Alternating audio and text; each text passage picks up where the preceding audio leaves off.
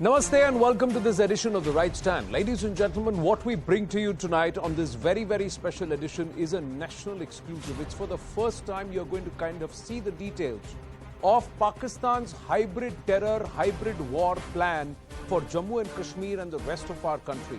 Their K2 policy, Kashmir and Khalistan, they are activating using a very, very devious modus operandi, ladies and gentlemen. And this modus operandi starts from the very fact that we have made, our security forces have made the cost of a proxy war dearer to them. So then, when they could not send in personnel, when they could not push infiltration, when their terrorists got neutralized, and when 370 got abrogated, what they decided is to move to a hybrid plank. They started using technology for the most devious and the most nefarious ways. We as a nation have opened up drone corridors pan-India for agriculture, for courier service, for food service, for security, for so many other aspects that technology can do for the good of humanity. But the enemy has used technology to perpetrate and push for this bleed India with 1,000 cuts plot, which they are obsessed with because the ghosts of 1971 still continue to haunt them. That humiliation still continues to haunt them. So generation after generation, this is what they are bent upon.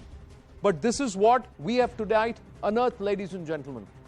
This hybrid war plan of how they are sending across drones, what kind of drones, we've got the images, what kind of payload they are sending, we've got the details. Who are those Trojans within who are standing here and receiving these weapons? We have got those details and their faces too. Should they not be treated as equal to terrorists itself? The crackdown has begun, and it all started with one drone being shot down.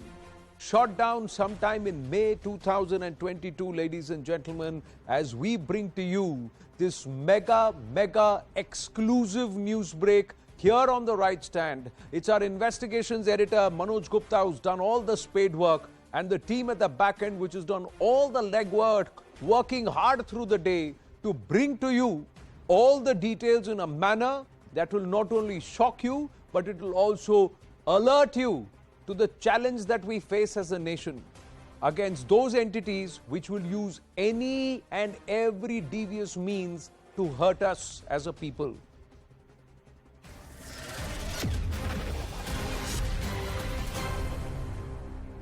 This is a CNN News 18 mega exclusive, ladies and gentlemen. CNN News 18 has accessed Pakistan's Kashmir hybrid war blueprint. Your channel has accessed the full plan, execution details of delivery of weapons and explosives by the Lashkar through drones. We've put out the faces, and we will put out the faces of the hybrid war for the first time on television. The terrorist organization Lashkar-e-Taiba, or LET, in cohorts with Pakistan, ISI and the army, has been sending weapons, ammunition and explosives through drones, arms sent in through drones, via drones for Lashkar terror ops in Jammu and Kashmir. Their front, their puppet, their own quasis called the TRF, and its OGWs or overground workers who are active here. Their faces we will expose as we decode this entire terror drone operations for you. This is the hybrid war. This is how they are doing it. And we've got the proof. We've not just got the proof, we've also got the location codes of the drops. All those details, ladies and gentlemen, we will bring to you through the course of the next 35 to 40 minutes. But first, on this big exclusive, Pakistan's terror blueprint in Jammu and Kashmir, let us say good evening to our guests.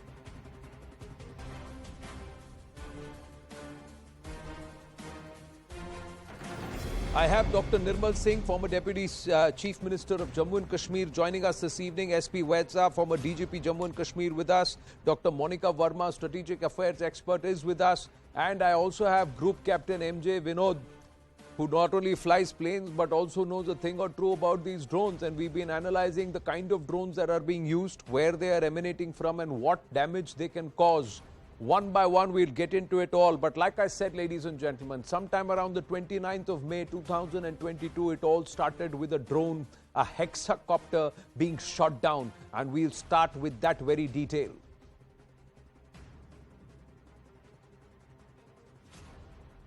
This is the hexacopter drone that kicked off the probe. Have a look at these images.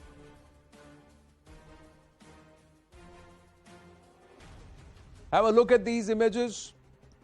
This is the probe that kicked off the drone. The drone actually crossed into India from Pakistan. It was downed by a Jammu and Kashmir police patrol. The date was the 29th of May 2022. And what was unique was that the payload was wrapped around it. It had 7 UBGL shells, and it also had magnetic bombs tied to it. These are the images that you are seeing on national television for the first time. The drone crossed into India from Pakistan. It was shot down. About 16, 17 bullets were fired at it. And that's when this entire hexacopter, which is a complex unit, was brought down. The payload was wrapped. It was wrapped in gold and sellotape taped very, very hard. The bomb disposal squads were brought to check whether there was incendiary explosive material, or was it, could it be touched and could it be removed and could it be broken down. And that's when this all happened in Delhi, in Kathua, along the line of control. Now let's ask Group Captain MJ Vinod as he's joining us at this point. Captain MJ Vinod, this hexacopter, what is the kind of payload it can carry? And the image that we are putting out, this seems to be something that can fly at least 25 to 30 kilometers. A black hexacopter. Thank you, Anand. And the amount of research you do for the right stand to get the right news and from the primary sources. Kudos to you and your team. Be it as it may, let me tell for the benefit of our viewers one important piece of information that you covered. You know what is that important piece of information? That the payload was wrapped around with a sellotape. Yeah. That information is gold mine for me. I will tell you how. A drone takes off from place A, goes to place B. A drone controlled by somebody in place A cannot land at place B if the control is solely with the guy at place A. For example, if he is launching from Pakistan, he cannot land and the drone cannot shut down. And if it shuts down, it cannot take off with the guy who's in control of this drone. Which means this drone has to have 2 receivers or 1 receiver synced to 2 controls. That is what I was telling you about. This piece of information is gold for me. It's a gold mine information. Yes, because something similar, a paper. Because we have the images. The images clearly show that the entire payload was tightly, firmly attached to the drone. So when it was shot down, the whole unit fell down together in one unit. It was still attached to it. And what it had is about 7 magnetic bombs and 6 UBGL shells. Let's break this down. How would this drone? How will this payload be removed by the intended person? The drone has to come and land. The propellers have to stop. The moment propeller stops, the drone, completely sort of shuts down. Now you have to take out the battery. Now you have to take out this wrapped around thing. Now you have to put the battery in. Now that person is not in direct line of control with this drone because he has lost the line of control, the line of sight. So somebody from here has to launch this drone back to where it came from. That means it is slightly more technologically intensive. Now, this drone is a silent equipment. Why I am saying this is, today we have facilities all along the border. If this drone was actively transmitting, to pick up this drone, we have facility available. We do not have, for that matter, no radar in the world has capability to pick up the drone at sufficient distance to prosecute it. Correct. We have at best 5 kilometers is what we can pick up using a radar. That means you will require thousands of radars all along the border, which the wherewithal no country has. Not, I mean, the best country in terms of money, US, even they don't have this kind of resources to pick up this drone. Another important thing which you covered is the type of payload that it carries. Yeah. To me, that is the second piece of gold mine. That is all this in terms of how to carry out drone forensics. A paper was written by me and my team and given to one of the organizations in the Ministry of Home Affairs. Very, very important for us to set up a drone forensics lab as on yesterday, not as on tomorrow. Because these drone forensics labs all over in the police force, they are going to give us wealth of such information which I decoded with just two information that was available to me from you. So all this put together, we have to have a positive defensive mechanism. But for the sake of our viewers, let me tell you one very interesting example. हमने बचपन में we must have seen this movie where M.G. Ramachandran is fighting using talwar, or some in the old Hindi movies where talwar की लड़ाई हो रही है, or बंदूक की लड़ाई हो रही है. What does it indicate to us is that you cannot bring a knife to a gunfight. Correct. We have to make the cost of war so high for the enemy that, like you said, how proxy war stopped, how Thousand Cut stopped. This also needs to stop by taking the offensive in a similar manner to the enemy, or maybe slightly more. Right. For which Indian government is working really hard. We have the Tapas coming up very soon. Tapas is going to wreak havoc over all these low-cost drone operators who are strewn along the border. Well, let's hope sooner the better, because we've just got more inputs coming in. There is lots to share in terms of the information. It's a wealth. So I'll go to all our guests one by one. Now, what we are now going to break for you is how this delivery worked and what were the various stages. Let's go across to that. Now, this is our mega exclusive input that the arms delivery via drone drops. These are the various stages. Let's try and understand the stages. Stage 1, radicalization and recruitment in J&K was carried out by the Lashkar. Stage 2, weapons delivery target selection was carried out by the ISI and also Pak terror faces. Weapons and money were arranged. Then stage 3 comes, where the drone operation is done with the help of the Pak army and the Rangers. And this is done via remote control from Pak security posts or from very near. So there is a certain level of supervision of the armed forces of Pakistan in sending these drones. Then the arms drop is received on the Indian side near the LOC or the international border. Consignments include arms, ammunition, grenades, explosives, and of course drugs, that is heroin. Then the drone actually returns to Pakistani territory after dropping the payload. The fifth stage is delivery to Lashkar terrorists. Arms are handed over to Lashkar terrorists. Lashkar handlers in Pakistan guide these deliveries. The sixth stage, ladies and gentlemen, the sixth stage is that Lashkar terrorists carry out the attack under the TRF banner. And what do? They resort to targeted killings of locals and, of course, the minority community in Jammu and Kashmir, that is at the Hindus. The other part of this mega exclusive is the various points. Let's try and look at the various points of where the deliveries happen or the drone drops are happening. In Jammu, it's the Sidra bypass. Twice the drops have happened. And what has been dropped? AK-47, ammunition, and 20 sticky bombs have been dropped. Then the next drop location is golf course. Twice drone drops have happened where pistols were dropped. In Qasim Nagar also, Qasim Nagar Chowk, again pistols were dropped. In Nagrota, again Prem Nagar service station, pistols and magazines were dropped in this region. Then from Jammu to Udhampur, you had MUGLs, you had AK-47, ammunition and grenades have been dropped. Then further in Banihal, twice pistols and ammunition. Srinagar also, drone drops. 3 times in the Srinagar region. Pistols and ammunition. Kazigand, pistol and magazines.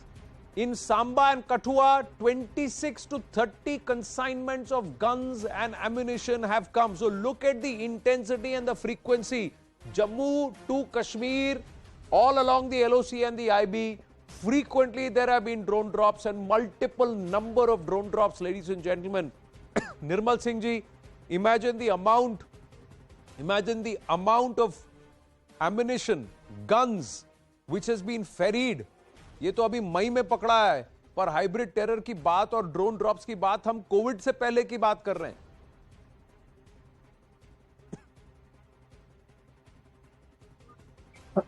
Hello ji Nirmal Singh ji.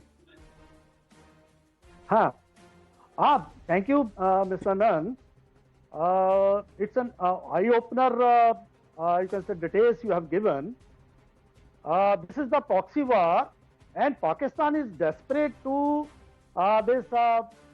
to fight this war using its resources.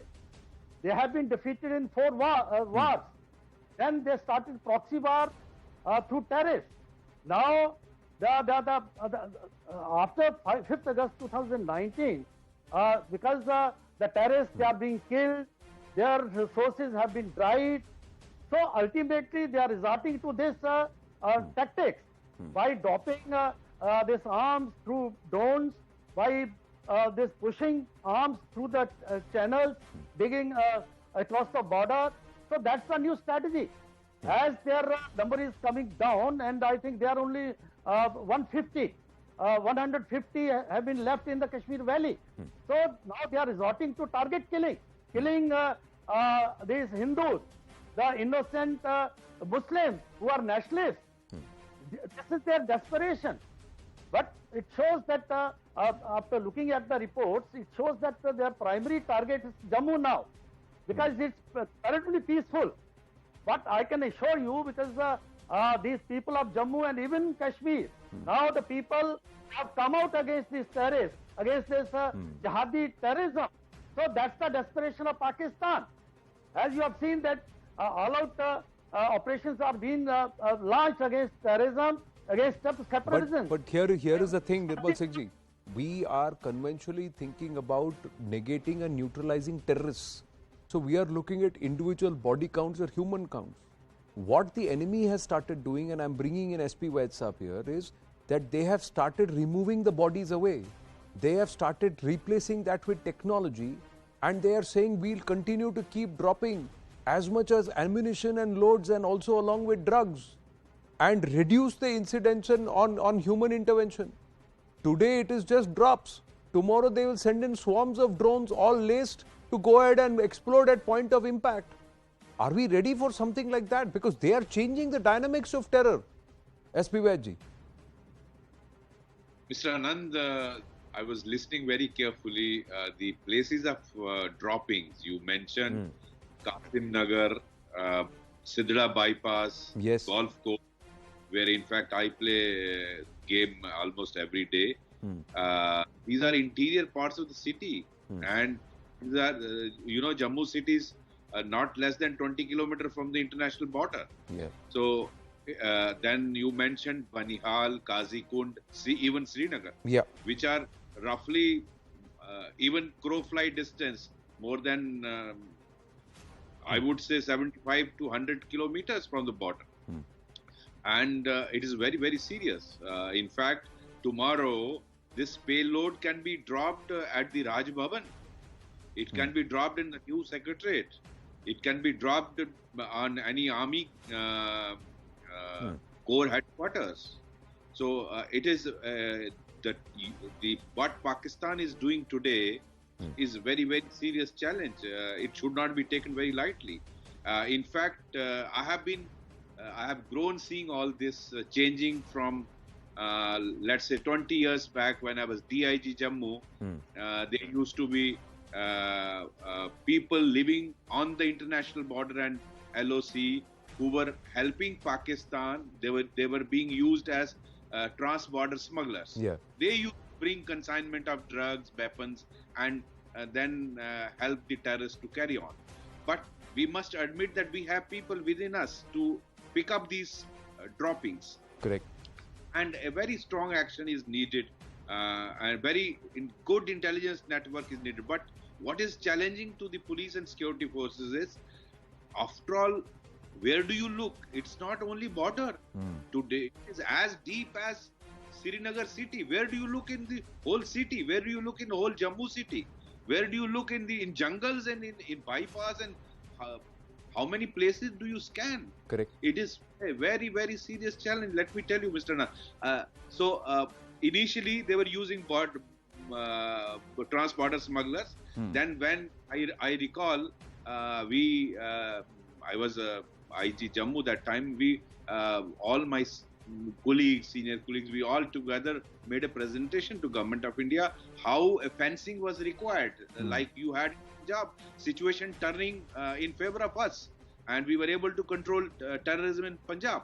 So that is why after 2002, this fencing on the LOC came up with the help of army and other agencies. Now by using drone, they are almost breaching your fence. Yes. Which they are just flying to any place they want and guide the concerned person to pick up consignment I have dropped and so on so place. Now it is very, very serious challenge, and I think we must put our heads together to face this challenge. What do you do with a rogue state like Pakistan? Their people are dying of hunger, and look, they have put. That is why the condition of Pakistan today is. I keep seeing Pakistan channels how their people are admiring our Prime Minister and economy. That look at where they have taken their nation, because their whole energy, whole technology is diverted towards bleeding India. No, I know, but the point is, the fact is that the rest of the country or rest of Pakistan, even its former Prime Minister at every rally is actually saying, look what India is doing, look where we are. But what do we do about this entire India obsessed and haunted by the humiliation of 1971 establishment, which just can't get over that humiliation? It all stems from there. It all started when 90,000 of their POWs went back and unko kaha gaya chudiyan pehn lo, and they just can't get over that humiliation. The fact that what they thought that they had broken India and got a separate country found itself partitioned within 30 years of their existence, that itself is still haunts them. That's a reality. But what they are trying to do is use technology for all the wrong reasons. They should be using these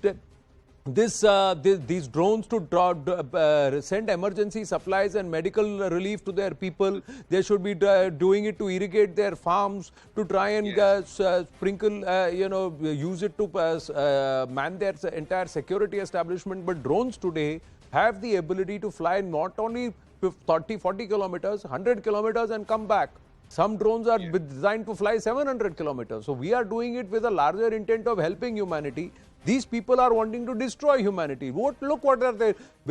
And Monica ji, this is exactly what the Pakistanis want. They want to reduce the cost of human training, because they don't know when the humans will turn away. They'll drop their guns and run away. Here they know it's a 40,000 rupee, 50,000 rupee drone. Even if it does 10 sorties, uska kaam nikal gaya. Some drones have done more than 50 sorties. 50 sorties with a payload of 8 to 10 kilos in each trip. Imagine how much of ammunition, drugs, guns they have brought into our country already. I take that as a question, Anandji. And I think, 3 points I want to make. First of all, the very nature of warfare has changed. And use of drones in international conflicts is not anything new. In 2020, we saw how between Armenia and Azerbaijan, when a war was going on, Turkey, which is a very good friend of Pakistan, was helping Azerbaijan with a lot of drones. And in fact, there have been many reports of Pakistan getting drone technology and many sophisticated type of drones from China. And in turn, Pakistan, the ISI, that entire deep state, is supplying these drones to the non-state actors, all the terror groups, especially the LET. So I think that has to do with the nature of change in the warfare. But most importantly, you've been, and I congratulate you for all the, detailed investigation, and many new facts have come to light. I have been learning consistently thanks to the expert panel and your own investigation. But, most importantly, one aspect that we have ignored so far is the narco-terror aspect. So drones are not used only to supply ammunition, but also to give drugs. So, there's a lot of transactions going on. Many drones have been intercepted that have around 12 lakh, 30 lakh, 40 lakh rupees. And then there is also a case of these being used to transfer illegal, drugs into India. So I think there was a 12 kg something, heroin. See, the payload is anywhere between 8 to 12 kilograms depending upon the drone that they are using. And I know Group Captain Vinod, correct me if I am wrong. So what they do is they'll latch a gun along with that 2 bricks of heroin. If they don't have grenades and other UBGL shells, etc., or if they don't have sticky bombs. So based on that, they will send, and otherwise it will be replaced by wads of cash, and again along with that 1 brick of heroin. So this is a mix of the supplies which they do, and then they decide which areas where they can shift, and they are able to send these drones. But the pickup and drop, that is also a critical aspect. And who is working with the Pakistani army? That is the more important part. This Lashkar and Talha Said's presence. Let's just break that, and I'll just put that out. We got more details here. This is how it is working. The jihadi is working closely in cahoots with the Pakistani army, ladies and gentlemen. This man, Talha Said, he is the link. Talha Said is the link. He spearheads the entire hexacopter drone arm drops. Now, it's not that the Pak army is not involved, but they need plausible deniability. So the terror camps are at one place, he actively visits the Lashkar base camps in Pakistan, very close to the IB, and the launch pads also, coordinated terror launch pads, and also Pak army base ops. Then a man behind a neutralized drone that made 76 sorties. 76 sorties. Now, that's what they were given to understand, that one of the drones, they have these embedded chips which also chronicle, and they have the entire log of their travel details, 76 sorties. But more importantly, the origin of the drone was tracked near the Pak army base and also the terror camp in Rawalkot. So in that area is where the origin of the drone was tracked. So now what happens is, Mr. Vaid and Group Captain Vinod, please come in on this. The Pak army is there helping with the drone flight. One thing I wanted to make it clear for you and the viewers and our panel members as well. For the drone to continuously being controlled from across the border in the terrain that we are talking about, it is impossible. For simple reason, there is no line of sight. Let's take Banihal, for example. Right. West of Banihal, the terrain rises and there is a deep fall. Yeah. And that is where Pakistan is. So from there, you cannot control the drone, which means, again, because of the locations you covered later, a wealth of information. It is on autonomous mode. And it is taped, which means it has to land. Like I said previously, the motors have to stop. Someone has to cut the tape, put the battery in again, press another button, or again take over the drone and fly it back. This is the guy we need to catch. And a few words about drone. In the hand, a knife in the hands of a doctor saves lives. In the hands of a chef feeds us, and in the hands of a murderer kills us. Correct. The knife still remains knife. Yeah. The drone is a similar, equipment. They are using it for all wrong purposes, and IG Saab said that how they have been so obsessed with anti-India stance and trying to bleed India. They have gone and axed their own foot today, and they are on the verge of being a broken and a failed state. But fact still remains, we are paying the price since Ziaul-Huq's the Thousand Gun strategy. And before that, I remember I was young, the valley used to be a very, very peaceful place. But since then, things were coming to normalcy, but now they are attacking Jammu, which I've spent a long time in Jammu. Right. Jammu was relatively peaceful even when the valley was completely burning. So we have to take it seriously. I'm sure the intelligence agencies are taking it seriously. And we will see if we increase the cost of war for him, these incidents should come down. Well, point is that how long before we are able to do that is going to be critical. Now you talked about the faces, ladies and gentlemen, and everybody's curious who's the one who's actually catching the drone, or he's removing, detaping, and then resetting it and setting it up. Who are these people? This is what we have got, ladies and gentlemen, and I quickly want to put it out before we bring it. Now, this is the big exclusive. These are the faces of terror, ladies and gentlemen. One by one, I will tell you. Sajid Jatt, Faisal Munir, Mia Sohail, Habib, and Muni Muhammad. These are the people who have been identified and who have been nabbed as those who have been operating here. This man, Sajid Jatt, rejuvenated the Lashkar in South Kashmir and also was involved in the creation of TRF, an offshoot of the Lashkar, or a puppet front face of the Lashkar, but giving it a local touch by calling themselves the Resistance Front. He was also the launch commander who organized the deliveries. He assumed names are Albert, Hamza, Raymond Green, Albert Green.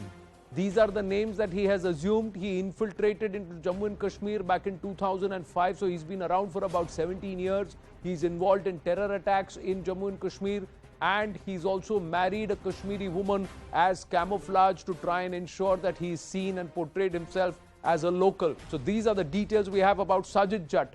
Faisal Munir, he's a second one. He received and delivered arms. He's in touch with Pak handler Albert. Is in touch with Pak High Commission official in Delhi too. This man has also, his modus has been broken down. Mia Sohail received and delivered arms, 6 to 7 different consignments he himself has received and facilitated. He is actually been radicalized, recruited, roped in by Faisal Munir. So Faisal Munir also works as a recruiter. Habib received and delivered arms, 14 to 16 consignments. He himself, as one individual, has done it. Radicalized for jihad by Mia Sohail, in direct touch with Faisal Munir. So Faisal Munir becomes the one who's the recruiter, facilitator, get one, and then ask the other person to rope another. Muni Muhammad received and delivered around 6 consignments, radicalized by Mia Sohail. He died of natural causes on the 18th of August. So this is Muni Muhammad. So one of them dies of natural causes. These are the others, some of them receiving 5 to 6 consignments, some of them 15 to 16 consignments. Now SP Vaid Saab, ye chehre hain, these are the people who look very, very ordinary, look like locals, but they know how to catch a drop, organize a drop, and then send the drone back, and then relay the deliveries to those who will eventually use it. Ye OGWs to aur zyada khatarnak hain.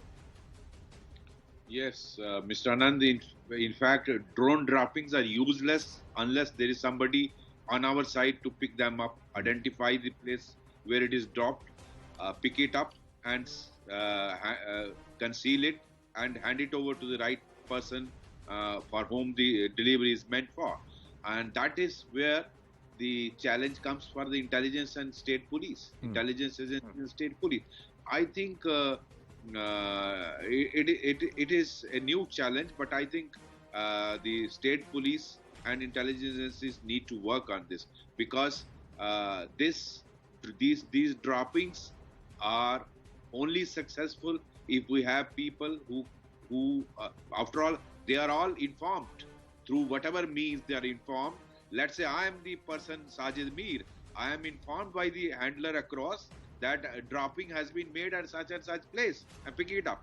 So I need to be directed to that place and identify that place and locate that dropping and properly secure it and ensure that its delivery. So this all is happening within our own society.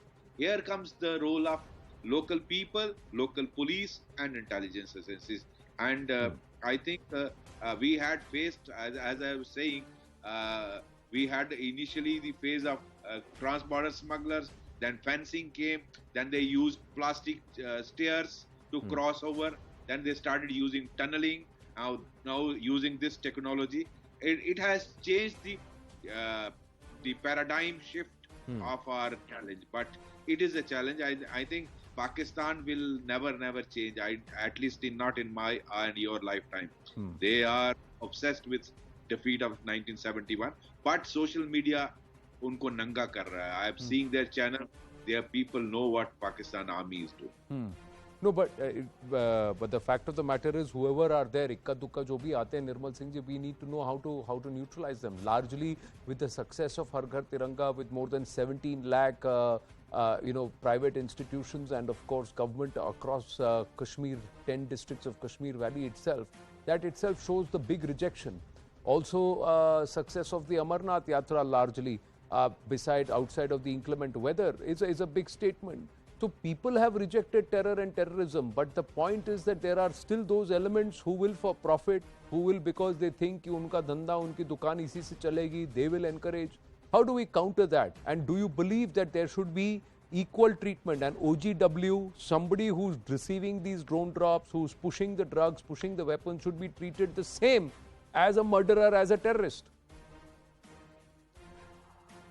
Mr. Anand, first of all, we have to strengthen our this areas which you have mentioned.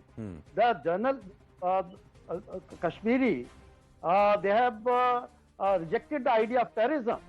Though there may be some people like you have explained. That's one thing. We have to strengthen that area. Secondly, there is a need to act against the overground workers. Yes, just now, Bita Karate's wife have been terminated from services, and there is a need to track down these people and act against them. That's the second thing. Early, I should say that we have to open another front through diplomacy or through militarily, because if we have to defeat them, because if we play a game in our area, definitely they are going to succeed. But we have to open new front. Let the experts, let the diplomats think it over. How we can counter Pakistan, because Pakistan, it has reduced to this state of beggary. So we have to strengthen that. Then we have to, you can say, speed up the these cases in the judicial system or through the courts also, because other people, these terrorists, other people, they have not been punished for the heinous crime they committed. Sir, I've just had a viewer send back saying कि एक time था General Group Captain Vinod, when we used to say तुम एक मारोगे हम 10 मारेंगे. So if they send one drone, we will send across 10 and destroy the very camps from where these drones are trying to emanate or these people are waiting. Why can't we do that? Absolutely, because if we don't make cost of war high for him, Anand, they will continue to do and this. They need to get these drones from the Chinese. We are making them in millions now already in our own country. Absolutely. No, we should have a policy in place to use it against it. उसके terror camps को मारो, जहां से launch हो रहा है उसको मारना पड़ेगा, क्योंकि एक सर्जिकल स्ट्राइक हो गया, एक एयर स्ट्राइक हो गया, वो चुप रहे ना, उनका फन अभी धीरे धीरे उठना शुरू हुआ है. There is time for one more action that will give another year of peace. This is my thought process, because I'm with Vaid sir. मेरे और आपके लाइफ टाइम में ये सुधरने वाले नहीं है. इनको ये बार बार हमको सर्जिकल स्ट्राइक टाइप मार देते रहना पड़ेगा, तभी जाके ये चुप रहेंगे. No, our understanding of the technology, Pakistan does not understand a drone corridor. We've got a drone corridor and a map and a registration process in place. We've got all of those rules in place. Mr. S.P. Vaid, final comment.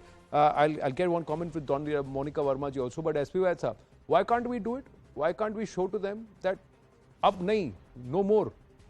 उससे अगला drone उड़ाने से पहले उनके हाथ कांपने चाहिए. We should do something. Anandji, I completely agree with both you and Group Captain Saab. I think we must, the way America used drone technology, we all saw the visuals, the TV in Syria, in other places.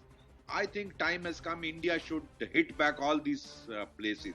And now time has come to teach them another lesson. I don't think they can afford war with India. Their condition, I think India is already squeezing them economically. And time has come to strike all these places, use the very same drone technology by which they are troubling us, and destroy all of them. And not just that, why can't we have drones which have which patrol our LOC, patrol the border and the skies in such a way that moment they find something which is not registered, which is alien, there is an EMP. They send out an EMP frequency in such a way that that drone is neutralized and it falls where it started from. It's possible for us. We've got the brains. We are working on this. Yeah, exactly. We've got the brains and we've got the. If me, who's got nothing to do with science, and as somebody who's just a TV media journalist can think about it, I'm sure the brilliant minds who are working on our country's security have already thought about it. But Dr. Monica Verma, do you believe that kind of action is important now? It's the need of the hour, and nations will back India if we do it. See, I have always been a person who's been pretty hawkish when it comes to attacking Pakistan. We are absolutely not technology experts, but DRDO has been working on fantastic technologies. We developed, I think, our own indigenous anti-drone system, and it has also been delivered to the military, if I'm not wrong.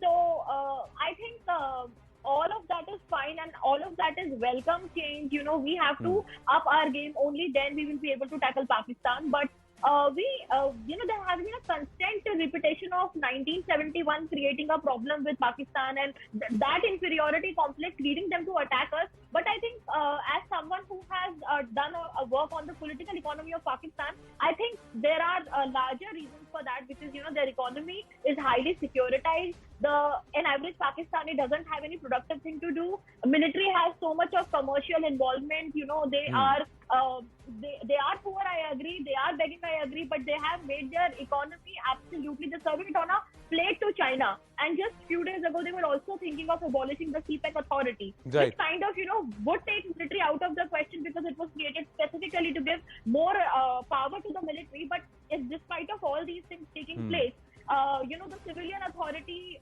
when they are not in power, then they praise Pakistan, like Imran Khan is the biggest example. But military still calls the shots, and there is a lot of securitization of the entire economy. That's not going to change. Absolutely. And Pakistan is readily available to any country in the world right now that wants to, create trouble for India. So I don't think we upping our game is enough. We absolutely need to work on our own capabilities, because it's not just Pakistan, it is the Iron Brother, China. These two actors together, and now we can also add Turkey. The entire axis of inconvenience, we need to be wary of these three countries, and only then can we create a credible defense for ourselves. The point is that Chinese thought that they can manage the Pakistanis and they'll take control. Now what's happening is they've realized last 4 years they are only bleeding. So it's like hum to doob rahe sanam, tumhe bhi le doobenge. So that's the kind of attitude that we're seeing on the other side. So it's good for us. But the fact is that we need to be clear that we have to protect our borders, and we have to do, if we have to take countermeasures and punitive action, we'll do it. And if they are going to use drones against us to turn us or to hurt us, we will try and use the drones to secure ourselves. And I think we can. Sooner the better. Gentlemen and the lady, thank you very, very much for joining us here on debate number 1. That was a mega exclusive here at CNN News 18. Hope you enjoyed watching it as we put out the details, ladies and gentlemen. We're going to take a very short break. When we come back, the IS threat, Daesh Khorasani from Uzbekistan, caught in Russia as he was plotting a terror strike upon arriving into India. All about this Fidain when we come back. Stay with us.